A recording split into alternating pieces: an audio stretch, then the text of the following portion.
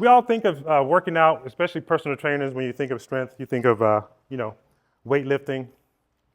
I think that went off. Weightlifting, power training. So strength is our ability to exert maximum amount of force. So you can think of that as the bench press. Most guys when they hit the gym, one of the first questions you get asked is, how much do you bench? I don't bench anymore these days, trying to save the shoulders.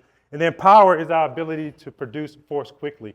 This is a very important thing to think about power, especially when it comes to balance. So you're walking along down the street, let's say, for example, and you lose your balance. You want to have that speed and power to be able to break that fall and protect yourself. So we train all of our clients to make sure we're getting strength, power into their workout so that as they age, they can prevent those falls and have the strength to get up off the floor. Okay. All right, so this is also important. Sarcopenia, which is age-related muscle loss, and frailty. As we age, we tend to lose our muscle mass. If we don't use it, we absolutely are going to lose it. Andropause is a condition that most males will experience, usually around the age of 40 or so, where the testosterone levels start to decrease. Women, perimenopause and menopause, as they hit the 40s and 50 years old as well. As those hormones start to decline, that's when we start to see that muscle mass loss, bone mineral density loss, and we combine that with aging and falling. This is where we start to see fractures and things like that. So having the strength and power is important because it's going to help the bones, joints, and everything remain healthy so you can do your activities of daily living for the rest of your life. So the next exercise is a bird dog on the floor, but we're not going to do a bird dog. I'm going to show you a few different ways that you can use a simple squat to get a great workout in. So the first one we're going to do is an isometric squat.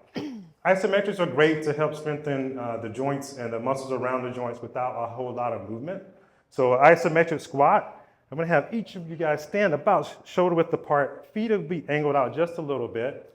And I'm going to set my timer for 30 seconds. We're going to do our best to get down into this imaginary chair and hold that position for 30 seconds.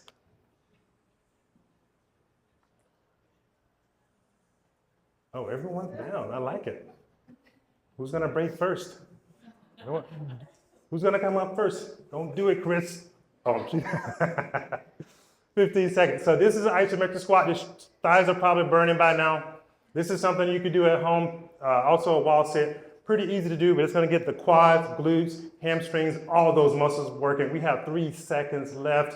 Don't move and stop. Good. Oh, a lot of ahs, oohs and ahs. No oohs, just ahs. Okay. So isometric squat. Now we're going to take it up another level to a body weight squat. And we're going to do 15 reps of this one at your own pace. So now we're going to add some movement into it. So from that isometric position, we're going into actual squats. Every time we go down, think of centering the weight on the middle of your feet, pushing the butt back.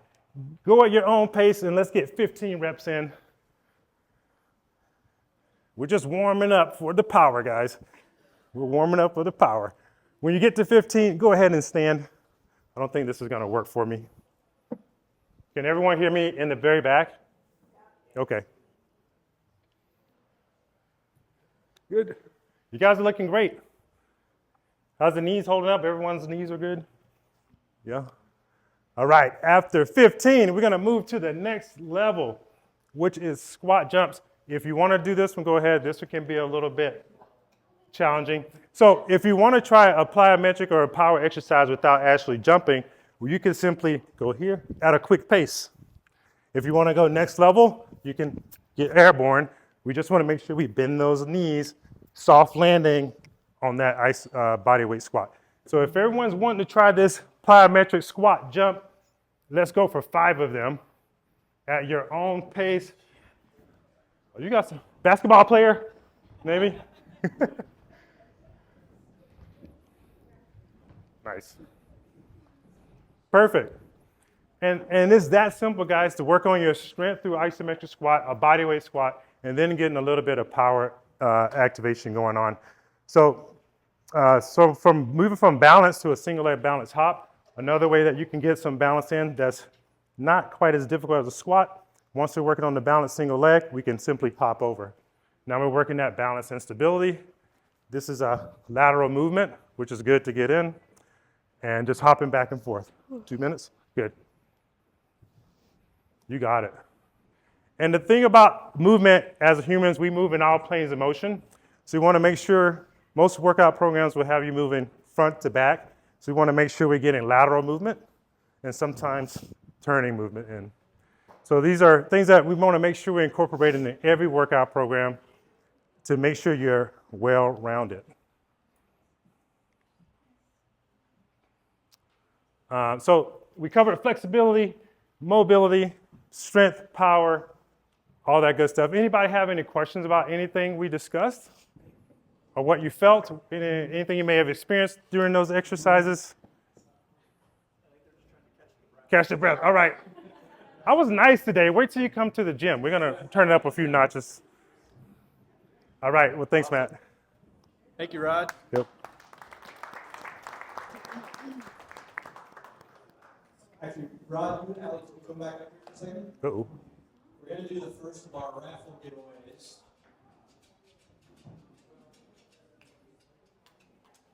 So, Rod, go ahead and tell everybody what you're giving away today.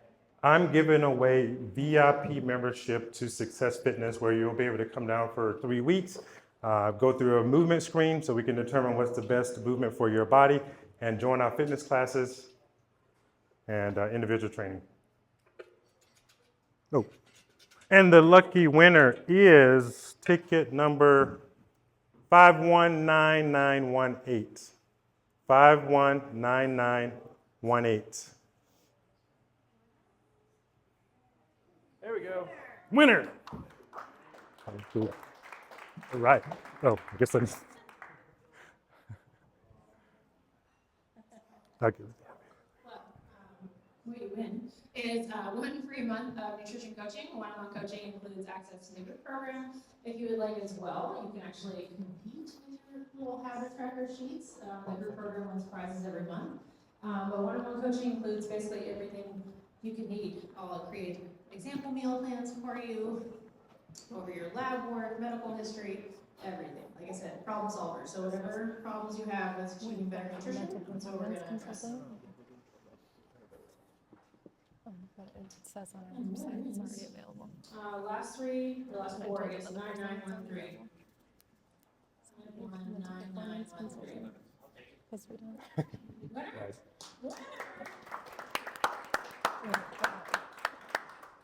So,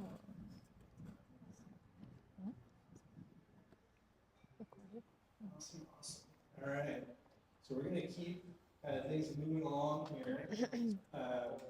Next up presenting is Mariah Setti. Hopefully I pronounced that okay. Say that, it's okay. Mariah is a mental health counselor, and she's going to be talking to us today about kind of piggybacking off a little bit of what I was talking about some eating habits and some of the mental health side of that. So let's give everybody, Mariah, a big round of applause. Set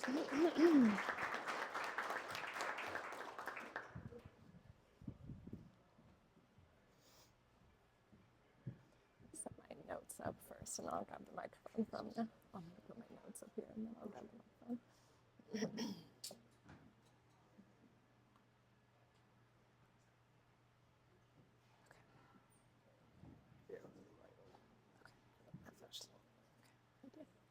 Hello everyone, my name is Mariah Salem. Is this working?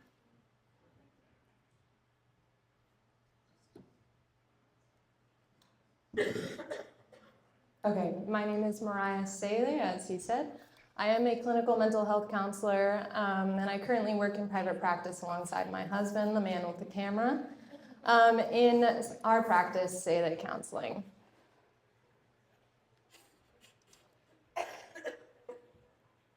Which way do I go? Here we go.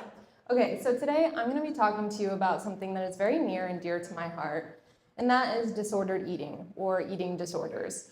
So when I say that, people think of a variety of things. They think of whole foods diets, veganism, super picky eating. Ooh. Okay, I'm going to try to project.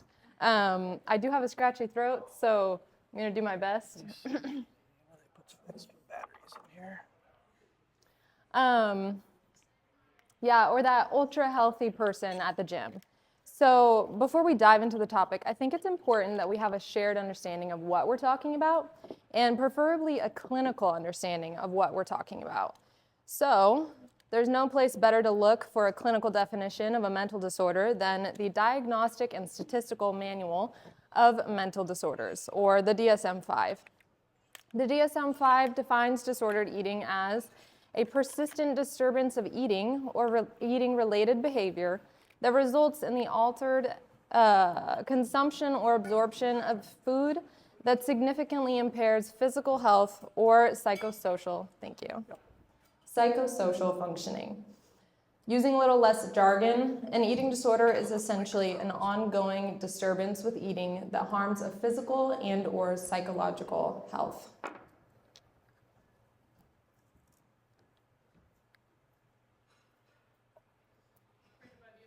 Thank you. Okay, so that gives you kind of a cognitive understanding of what an eating disorder is, but I think that we can't really understand disordered eating unless we experience what it's like to live with disordered eating. And so I want to give you an example of one type of disordered eating through an archetype client, Abby. And we're going to go through a day with her. So Abby starts her day at 6 in the morning because she's going to be having breakfast at 9, and she has to get in her intense workout first. So she runs on the treadmill for an hour, lifts weights, and does a cool down stretch. She logs her burned calories before heading home to shower. She never showers at the gym because she's certain that everyone will notice how fat she is. She's a freshman in college, and she's certain she's put on weight. But she doesn't weigh herself because she doesn't want to know. The last time she weighed herself, she was 98 pounds. This was a new low for her, and it scared her, but so did the idea of being any heavier. It's 9 a.m. now, and Abby's at breakfast with her new roommates. She's last to order. She'd looked at the menu ahead of time to make sure there was something she could eat there, but she still wanted to wait to make sure she didn't order anything more fattening than her friends. Jane gets the French toast with strawberries and whipped cream. Becca gets an omelet with spinach and Swiss cheese. Now it's Abby's turn. "I'll get the steamed veggies with egg whites, please," she says. The waitress gives her a sympathetic look. "We're actually all out of veggie mix. Can I get you something else?" Abby starts to panic. She looks back at the menu, rubs her sweaty palms on her thin thighs, and says, "I'll just get scrambled eggs, please." That'll be a lot more calories than steamed veggies, she thinks. "I'll make up for it with lunch," she tries to comfort herself. It's 12 p.m. now. Abby sits in her dorm room eating a salad without dressings or toppings. She adds her calories to her calorie counting app again. She smiles. Skipping the toppings has put her back on track. She'll lose those freshman 15 after all. It's 6 p.m. now. Abby eats another salad, this time with an apple. A green apple specifically, because red, pink, and yellow apples are too sweet. That's way too much sugar for Abby. At 10 p.m., Abby's roommates decide to go out for slushies. She considers her options. She doesn't want to miss out, but she can't possibly drink a slushie. "Come on," they plead. "It's okay," she thinks. "I'll just go out and not order anything." In the drive-thru, each girl takes her turn ordering. It's Abby's turn. "I'm good," she says. Her roommates fall silent. "I can pay for you," one offers. "No, I'm not hungry." But they pressure her and she says, "Okay, sugar-free, please." She adds her calories to her calorie counting app for the 5th time that day. It's now midnight, and Abby's up writing a paper in the dorm lobby. She's tired, stressed, and as you can imagine, starving. Screw it, she thinks. She drives herself to McDonald's and orders everything on the menu that catches her eye. She eats it all rapidly. Now, her stomach hurts. Now, she feels gross, ashamed, and certain she'll be fatter by tomorrow morning. She looks at her phone and thinks of her calorie counting app. Her shoulders slump in defeat. She doesn't add an entry. Abby drives back to her dorm. It's 1 in the morning and all the other girls have gone to bed. She'll make up for her mistake. And she does. She throws up in the bathroom stall wipes her mouth, and tries to ignore the burn in her throat.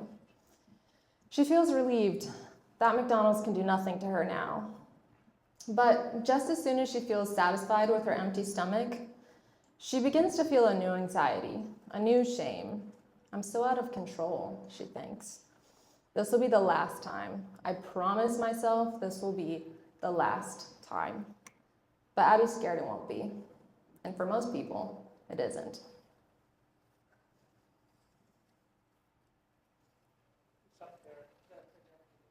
Thank you.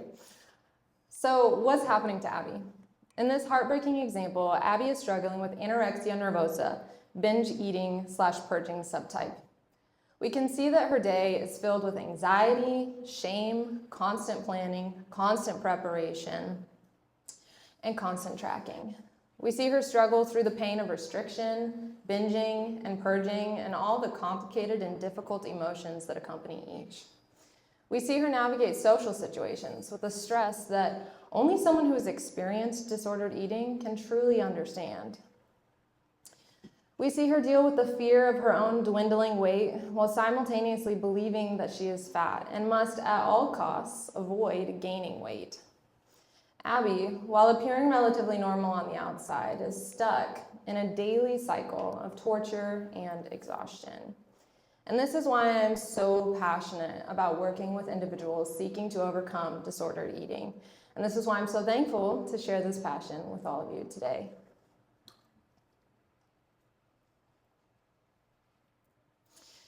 Okay, so we just learned about anorexia nervosa, binge eating / purging subtype through our example of Abby. But this is just one of the many, 6 to be exact, forms of disordered eating that the DSM includes. The DSM includes pica, rumination disorder, avoidant / restrictive food intake disorder, anorexia nervosa, bulimia nervosa, and binge eating disorder. And while it's beyond the scope of this talk or this conversation, for me to give you a full definition or all of the diagnostic criteria for each one of those disorders, I will give you a broad strokes idea of what each one includes. So starting with pica, pica is characterized by the consumption of non-food substances. Rumination disorder is the repeated regurgitation of food. This food may be rechewed, re-swallowed, or spit out. Avoidant or restrictive food intake disorder is the avoidance of food such that an individual does not meet their caloric and/or nutritional needs.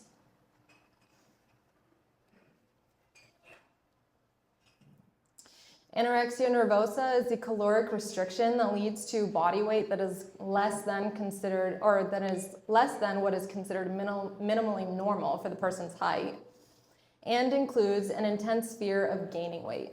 It can also include one or more of the following: a disturbance in the way in which a person experiences their own body, weight, or shape, such as perhaps believing that they're fat when they're in fact not.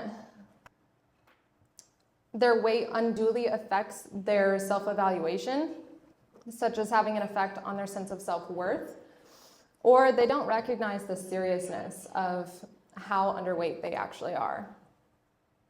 Now, there are 2 types of anorexia nervosa. The first includes only restriction and/or overexercising, and the second includes binge eating and purging. Next, we have bulimia nervosa. Bulimia includes binge eating, compensatory behaviors to avoid weight gain, such as purging by vomiting or using laxatives, inappropriately using other medications for the purpose of weight loss, such as taking thyroid when it's unnecessary, fasting, or excessive exercise. And the person's self-evaluation is unduly influenced by their body shape and weight. And finally, we have binge eating disorder. This is characterized by eating abnormally large amounts of food within any 2-hour period of time and feeling a lack of control over the binge. It can include very rapid eating, eating until uncomfortably full, eating large amounts of food when not feeling hungry, eating alone due to embarrassment of how much one is eating, and feeling disgusted with oneself, depressed, or very guilty after a binge. So some not so fun facts about disordered eating.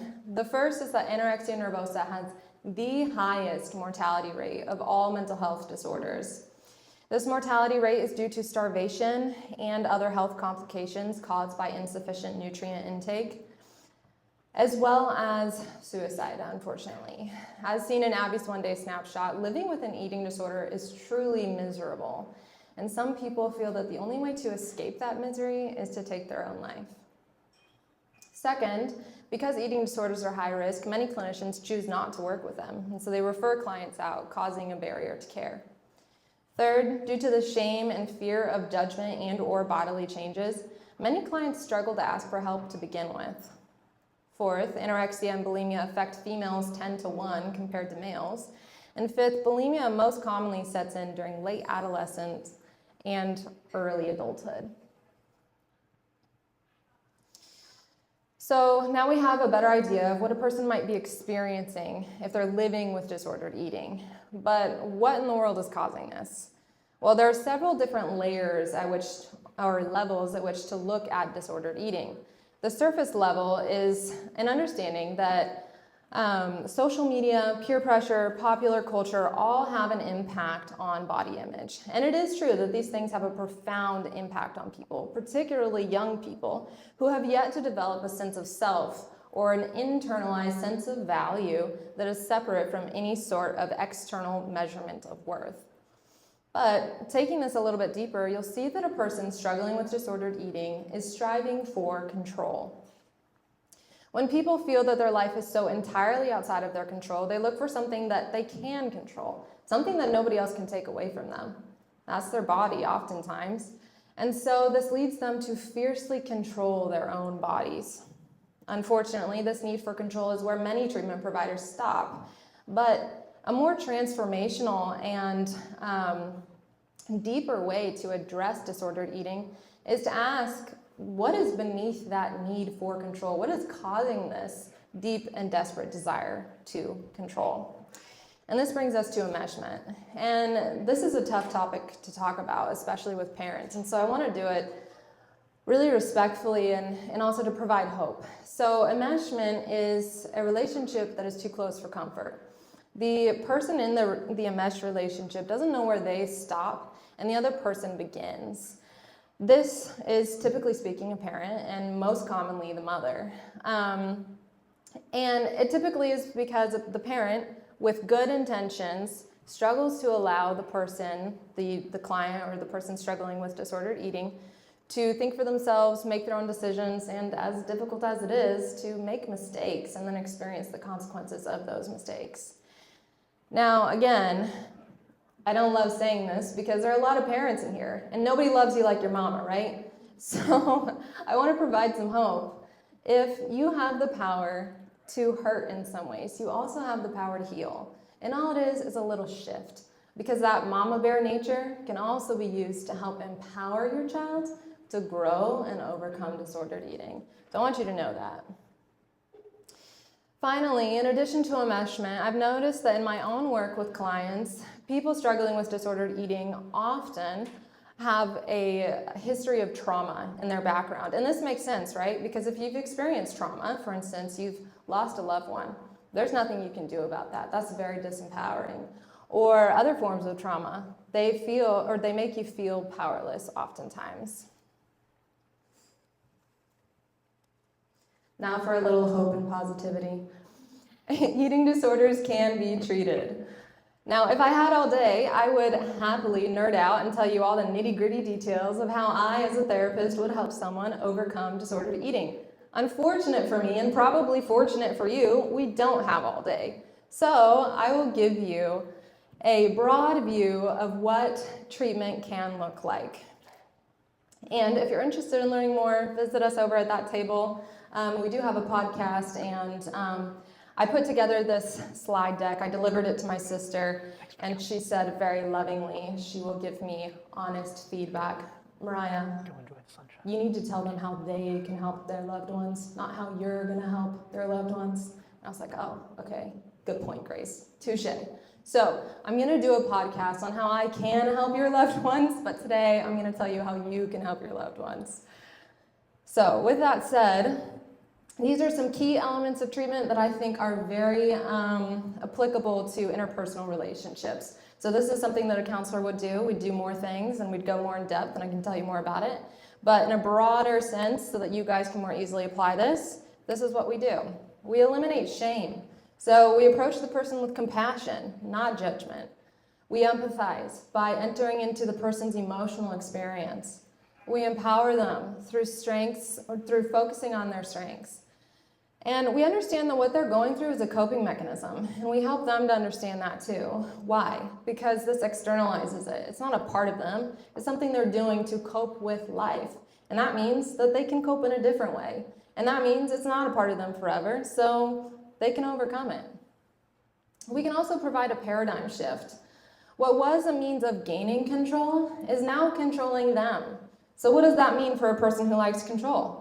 Getting your control back means overcoming the eating disorder. It works really well.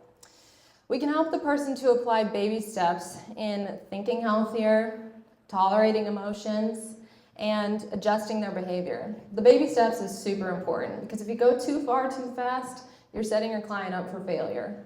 We don't want that. And then we can normalize setbacks in order to combat all or nothing thinking. I really liked what Allie said. She said, if you fail once, okay, just don't let it happen twice, right? So the way that we respond to the setback is what's important. It's not the fact that they had a setback to begin with.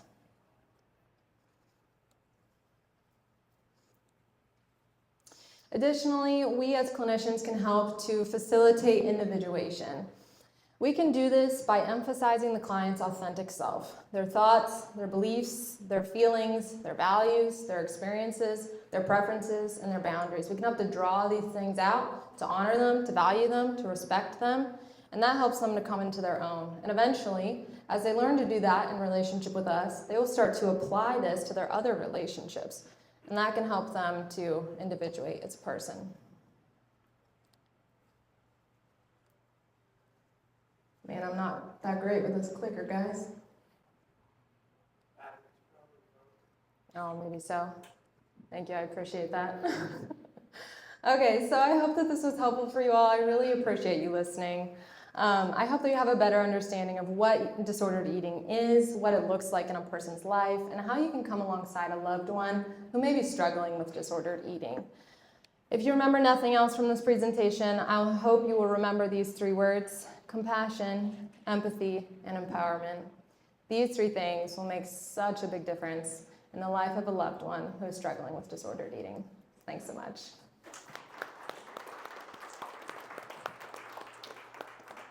Thanks, Matt. Thank you. Come back. Awesome. Thank you so much, Mariah. I know that topic is not the easiest thing to discuss, but I think it's super important, and like everybody's grateful to have counselors like you who work on these situations. So thank you. Collaborate as a client and therapist. So I do work with a lot of golfers. It's probably about 50-60% of my clientele, but I do work with a lot of other people, a lot of runners, a lot of athletes who play other sports, and then just the average population who have any musculoskeletal issues, acute or chronic. One thing that's really cool that I can do now as well, since I do not take insurance, is that I can actually help people prevent injury. In the healthcare system as it is, you cannot go see a physical therapist, have your insurance pay for it if you're not actively in pain, which is stupid. Let's wait for you to get hurt. Let's wait for you to have all these issues that have probably been coming about over weeks, months, years. Wait for it to finally get to the point where you're in pain, and now it's going to take even longer to undo all that. So by not going through the insurance system, I can actually get people in the office. We can identify areas of mobility, stability issues that could possibly lead to injury and correct them before they become a problem.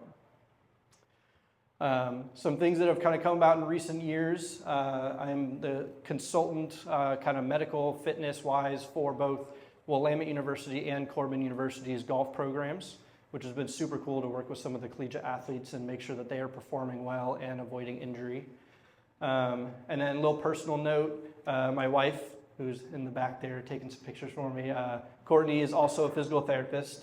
She does home health therapy, so kind of a whole nother world than what I do. And then we've got two little rugrats at home, Madeline, who actually turned 5 yesterday, and Grant, who turns 3 a week from today. So between that and the new business, they keep us very busy. So let's talk about the most complex joint in the body. And joint is in quotations because it is not a joint. There is a joint there, yes, but when we talk about the shoulder, we talk about a whole bunch of different joints that all have to work together for this one thing to be able to move, okay?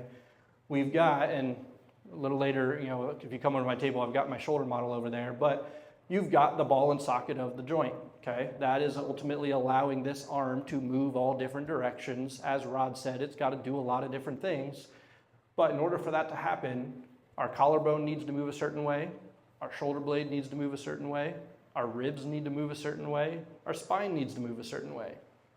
So if any one of those things is not moving properly, it is ultimately going to impact how well your shoulder can move, potentially lead to inflammation, pain, dysfunction, potentially, you know, damage to tendons, ligaments, things that could potentially require surgery at some point.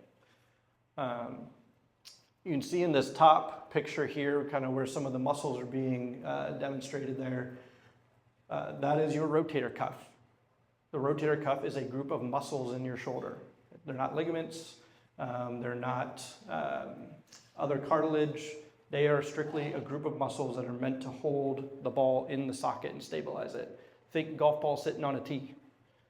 If those muscles are not doing their job appropriately, that ball can fall right off the side of the tee. Okay, so they have a very important job to just stabilize and allow the arm to then move the way it needs to move. And then internally within the actual joint of the shoulder, we've got this ring of cartilage that surrounds the joint there called your labrum. Kind of like if you're familiar with the meniscus in your knee, same thing, just in the shoulder.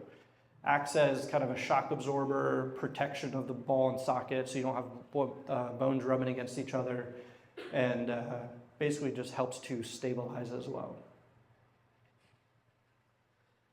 So here's some of the things that our shoulders need to be able to do. Okay? We've got softball pitcher doing crazy, you know, fast circular motions over and over and over again. The number of pitches they throw in a game is wild. And they can do it like multiple days in a week. It's crazy. It's totally different than the throwing motion of a baseball. There's Mr. Woods in the middle, you know, requiring motion of both shoulders to be able to swing a golf club. You know, if I'm a right-handed golfer, my right arm has got to be able to easily get over here and rotate while I'm down in some bent positions. A lot of different aspects of mobility and stability need to be able to work properly for that to happen. And then on the opposite side, this other arm needs to be able to get all the way across your body while holding on to this club. Lots of dynamic movement has to happen in the shoulder. I can't tell you how many times in my career working with people with shoulder problems that when I ask them, hey, what was the cause? Like, what happened? And they're like, I don't know. Like, one day I was just reaching in the back seat of my car. You know, one of our kids throws their toy and starts screaming, and we're trying to, you know, find it at a stoplight. You know, grab your purse out of the back seat, whatever. You know, this whole reaching back, lifting, you know, objects is just a recipe for disaster. You know, wearing any kind of upper body support, wearing a bra, you're trying to reach behind your body to clasp that. It is a very dynamic, difficult movement for that shoulder to do. And then lastly, you make birdie on the 18th green and all your buddies got to celebrate and give high fives and all that fun stuff. So shoulders need to be able to do a lot of cool stuff. So what we're going to take a second and talk about is sort of one of the frameworks that I work with all of my clients on, regardless of what they're coming to see me for. This is not just a shoulder thing, this is a total body thing, and kind of how our bodies are designed to function. What this is showing essentially is that our bodies are designed in alternating patterns of mobile and stable joints. Okay?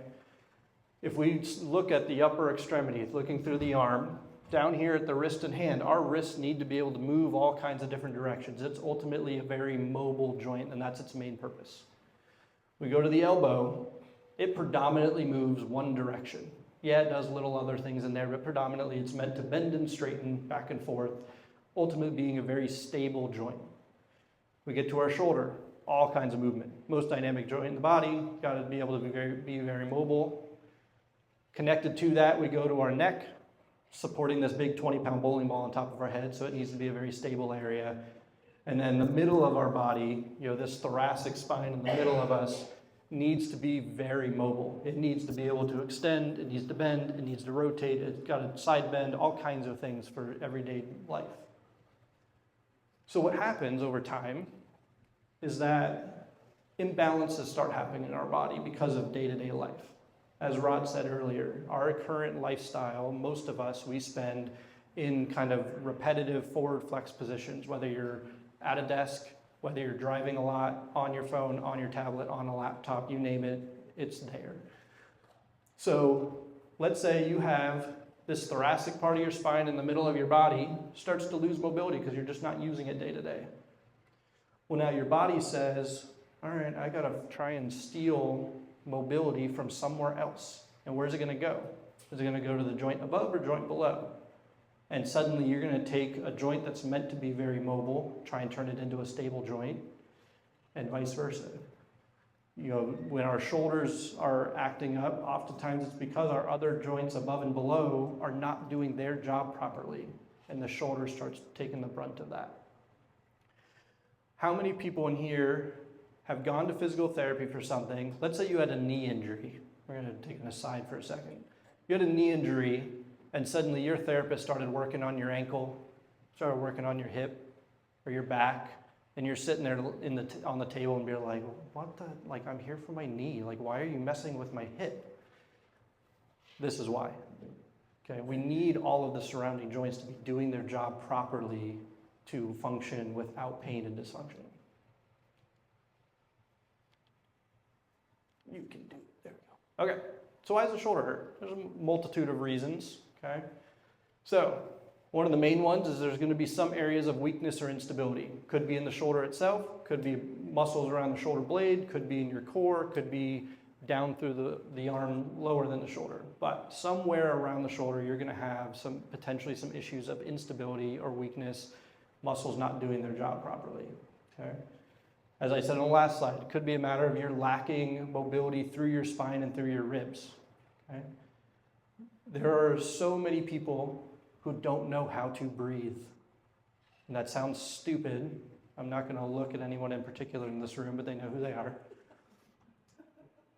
A lot of people don't know how to breathe and don't know how the ribs should be moving to just live life. And when they are not moving, they attach to your spine. Then your spine stops moving properly. And then just the chain reaction from there, the dominoes happen from there. Usually, because of one of those two things, either mobility or instability, weakness issues, we develop compensatory movement patterns, big words. All that really means is our bodies are really good at cheating, which in some regards is good. We want our bodies to still be able to function in spite of some problem, some imbalance. But when you do it long enough, pain and dysfunction happen. And we need to correct those before they get to the point of pain. And then lastly, it's very possible that there are structural changes in your shoulder. Could be that there's a tendon that's partially torn. Could be that labral tissue, cartilage in the shoulder is getting worn down. There's a multitude of, possible things, arthritis, bone spurs, all that kind of stuff that could possibly be happening that could be related to your pain. And so we need to ultimately go through assessments to determine, is it actually a structural problem or is it one of these other things happening? So, most if not all of you should have gotten a resistance band when you registered and came in today. We're going to go through some things together, and you should have also received a handout that shows all of these exercises and things in there.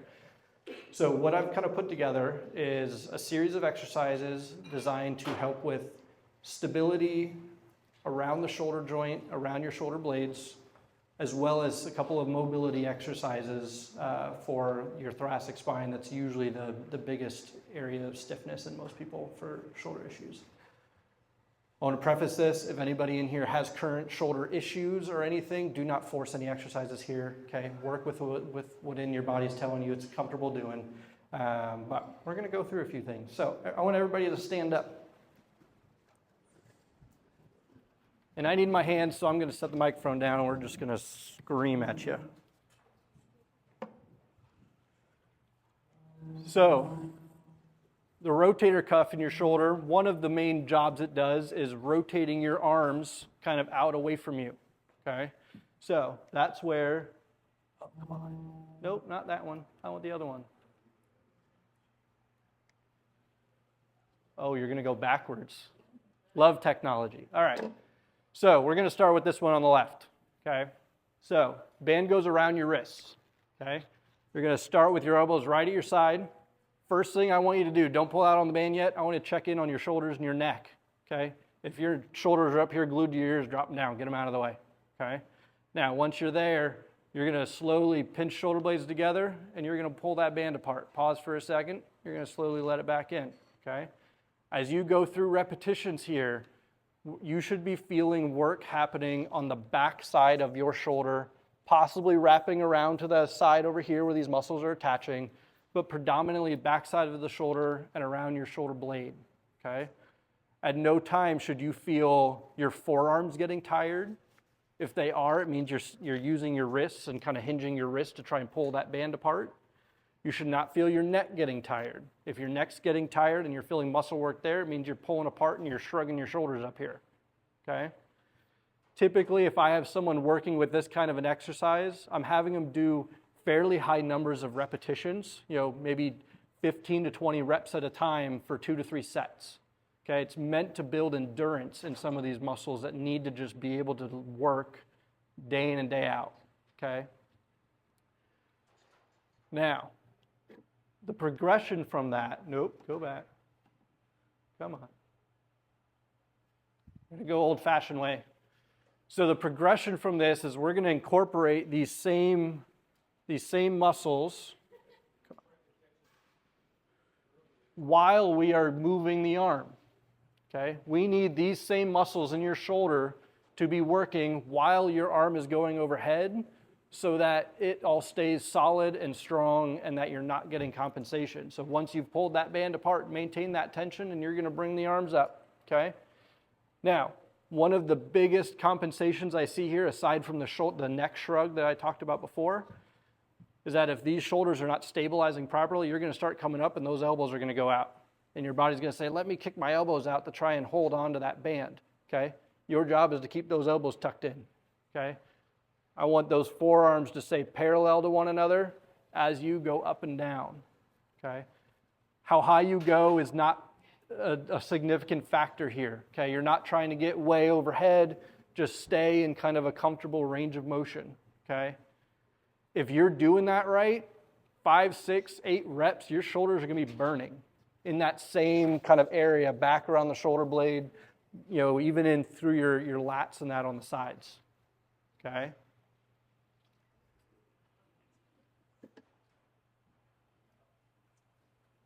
I have a lot of sneaky exercises that will make you burn without having to do a whole heck of a lot.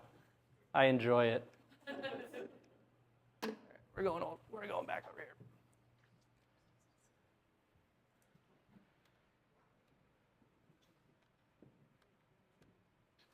All right, now these next two are two of my go-tos in the clinic. It's gonna be hard for a lot of us here to do this today just because we need wall space for it. So the videos are gonna help to kind of demonstrate. If you find a space of a wall and you feel comfortable doing this, I would encourage you to go ahead and try it. This first one is meant to be more of like an isometric stability exercise. Rod talked about isometrics earlier. You're holding something still while your body is moving elsewhere, okay? So as I'm doing this here, I am working through my shoulder blade to hold my body weight against the wall while this other arm is reaching out in different directions. It's basically the upper body version of what Rod had you guys do earlier, standing on one leg, reaching the other one around, and forcing those muscles to stabilize as you're moving. If you go to do this exercise at home and you're like, wow, man, that was easy, You can do one of two things. You can add some extra movement to it, where now I'm walking along the wall, maintaining tension on that band, maintaining kind of good control through my core. The other thing you could do with either one of these is instead of doing it standing at the wall, you can go down on the floor in like a push-up position. Okay? If you said something mean to me in the clinic, you're doing that second one on the floor that day. Really, really good stability exercises, both attacking, your arm moving out in space, but then also stabilizing your body weight against a wall or the floor.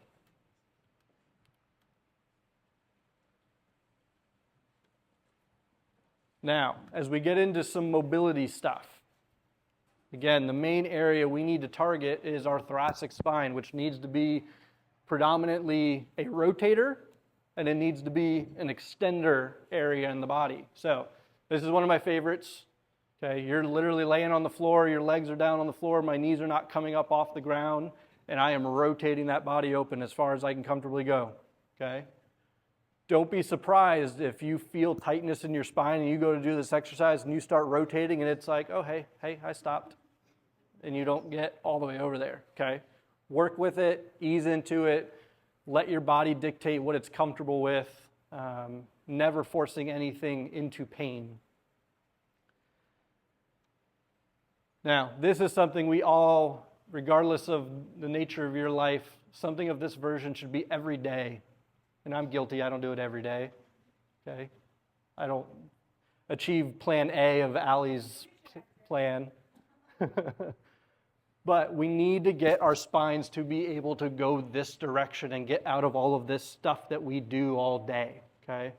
Now, if you're sitting at a desk 8 hours a day, doing 5 minutes of this, is it going to completely undo all of that? No, that's unrealistic. But at least getting something in there will help to prevent issues. If you don't have a foam roller like I had in there, or you go to do it laying down and it just feels like it's too aggressive, too much, sit in a chair like you are here and use the top of the chair as your foam roller, okay? So let it hit you mid-back, and now you start extending and moving over the chair, getting your spine going the other way, okay? If you tend to sit at a desk or in the office, for 8+ hours a day, set a timer on your phone to go off every hour, maybe every other hour, to remind you, hey, dummy, stop doing what you're doing and do a few of these. Okay? It will pay off huge, both for your shoulder, but even just avoiding other issues and other aspects of pain. What's that? You don't even need the recording. Most of my clients hear my voice in the back of their head, and